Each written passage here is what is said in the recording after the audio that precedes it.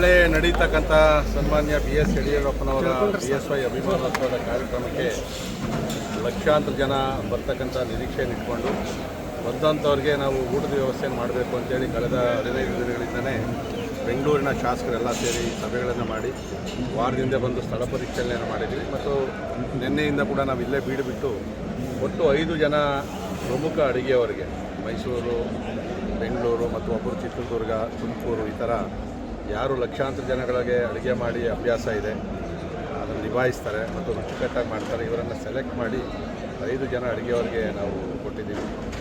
So ಬೆಳಗ್ಗೆ 12 ಗಂಟೆಗೆ ಪ್ರಾರಂಭ ಆಗ್ತದೆ. ಸೊ ಬೆಳಗ್ಗೆ ಟೊಮೊಟೊ ಬಾತು, ಬಿಸಿಲಿರೋದ್ರಿಂದ ಮೊಸರನ್ನ ಮತ್ತು ಸ್ವೀಟು, ಮೈಸೂರು ಪಾಕು ಸ್ವೀಟನ್ನು ಮಾಡಿದ್ದೀವಿ. ಜೊತೆಯಲ್ಲಿ ಕುಡಿಯೋ ನೀರು 1/2 ಲೀಟರ್ ನೀರನ್ನು ಕೂಡ ಊಟದ ಜೊತೆಯಲ್ಲೇ ಕೊಡ್ತೀವಿ ನಾವೆಲ್ಲ ಕೂಡ.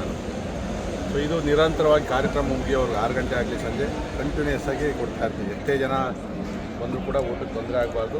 ಮತ್ತು ಅಡುಗೆಯವ್ರಿಗೆ ಹೇಳಿದ್ದೀನಿ, ಹೆಚ್ಚುವರಿ ಬಂದರೂ ಕೂಡ ನೀವು ಮೆಟೀರಿಯಲ್ ಇಟ್ಕೊಂಡಿರಬೇಕು, ಇಟ್ಕೊಂಡಿರಬೇಕು.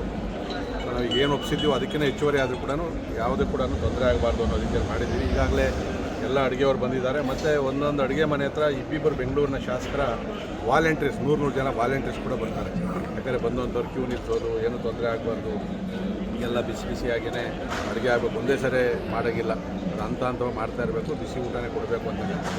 ಸೊ ಮತ್ತು ಎಲೆಗಳು ಹಾಕೋದಕ್ಕೂ ಕೂಡ ದೊಡ್ಡ ಒಂದು ರೀತಿ ಬ್ಯಾರಿಕೇಡ್ ಮಾಡಿದ್ವಿ. ಅದರಲ್ಲೆಲ್ಲ ಕೂಡ ಎಲೆಗಳು ಹಾಕ್ಬೇಕು. ಸಾಮಾನ್ಯ ಕಾರ್ಯಕ್ರಮ ಮುಗಿದ ಮೇಲೆ ಎಲ್ಲೆಲ್ಲ ಅಂದರೆ ಬಿಸಾಕಿ ಹೋಗ್ತಾರೆ.